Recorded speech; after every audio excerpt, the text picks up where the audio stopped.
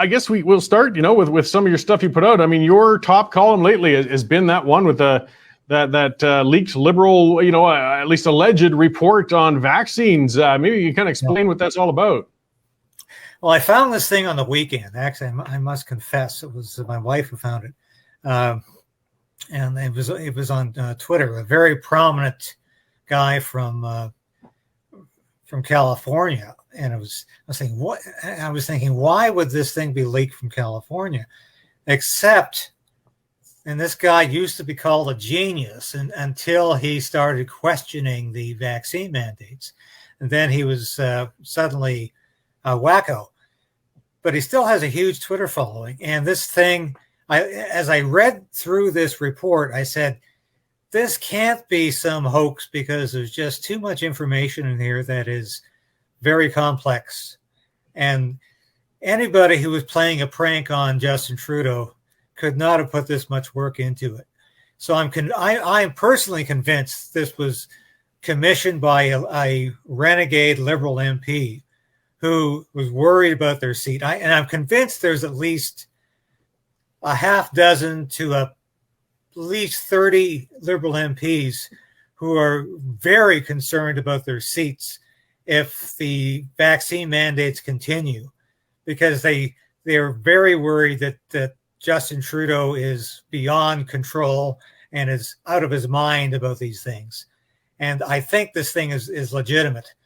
And this report literally completely demolishes all of the mandate philosophy that Justin Trudeau has been justifying all of the mandates on. And if this report was issued to the Liberal Party in June of this year, and Justin Trudeau has been continuing to issue these mandates for the last 3 months, he deserves to be kicked out of power, because people have been punished for these mandates. We have been leaving food at the border for the past 3 months because of these mandates. And this is malicious conduct under the law. So this government should be overthrown on this.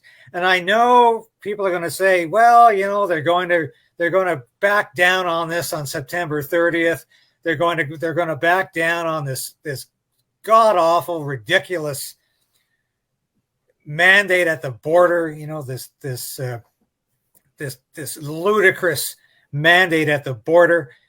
But it's too late now. The damage has been done for tens of thousands of Canadians, and this government deserves to fall over this, because they've known for too doggone long that the evidence, the science was not there, and they punished people unnecessarily and maliciously for political reasons. And I say this government should go down for this. Yeah, they can't plead ignorance any longer. And there were some documents that came out recently as well. Actually, I wrote on that in a different publication, but all the same, that showed some court testimony and such from senior bureaucrats, basically proving their motivation for the mandates was purely political. They had no scientific evidence for those things they were putting into place.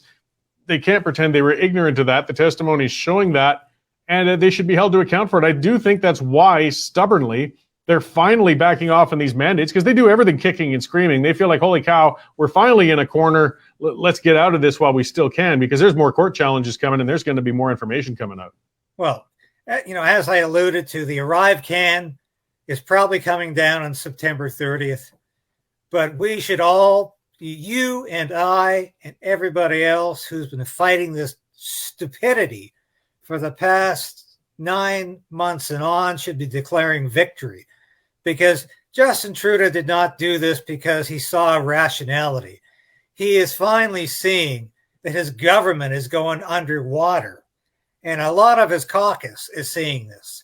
And I think this is what the basis of this report is. His caucus and his cabinet is seeing his government's going underneath the water.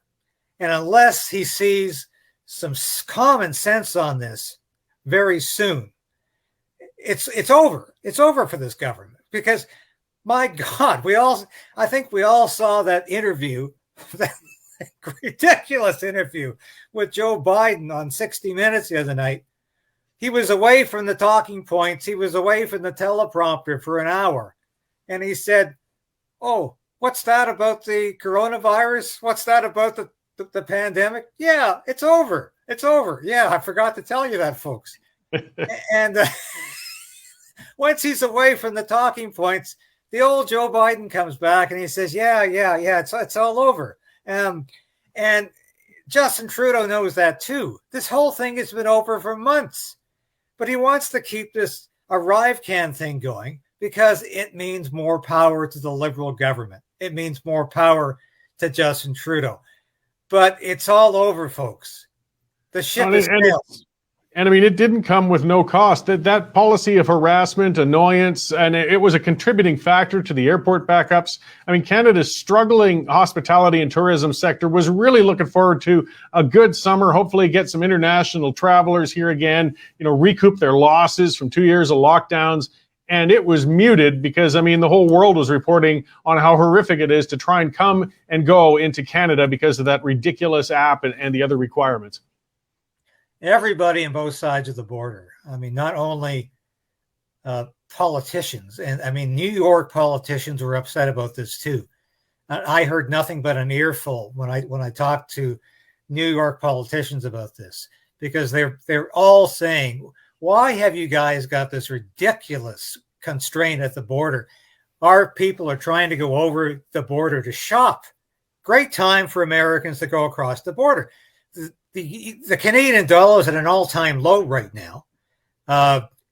Americans would love to go across the border and shop, except they can't. They can't get across the border. So Canadian merchants are losing hundreds of thousands, if not millions of dollars in sales right now because of this ludicrous Trudeau policy of ArriveCan, which is serving absolutely no public health policy purpose at the moment. And this is another example of the Trudeau government putting ideology ahead of common sense, ahead of public policy. They do it all the time. But I really wanted, if we can, Corey, if we can talk about this idiocy on the weekend with Trudeau doing his piano bar thing, because I was just about to pivot to that because, I mean, we're talking about Trudeau-induced international embarrassment, and what a perfect segue into his latest performance. So go ahead, David. I just shared a rant on that at the start of the show. Let's see what your interpretation is. As many of you, your listeners, or some of your listeners might know, my other lifetime, my other career, I was a crooner. I was a lounge singer, a jazz singer. Hopefully a lot better than Justin Trudeau. I didn't sing Queen numbers. I sang the old Sinatra song number, but I jokingly said in my last Western Standard column that Justin Trudeau demonstrated to the world that he's not only a gifted blockface performer,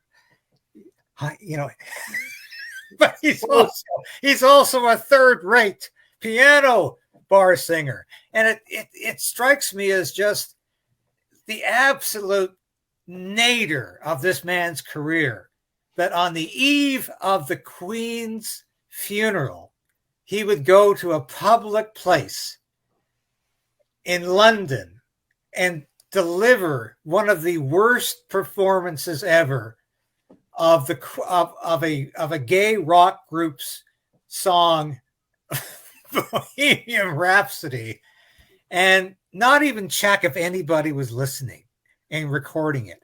And of course, he wanted people to record that.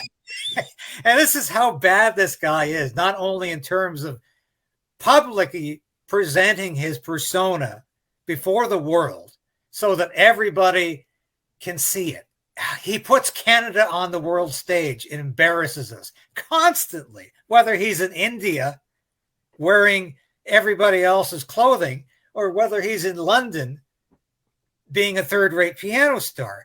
He does it, and he doesn't even look around the room to see if anybody's recording it. I mean, what kind of imbecile is this as a prime minister?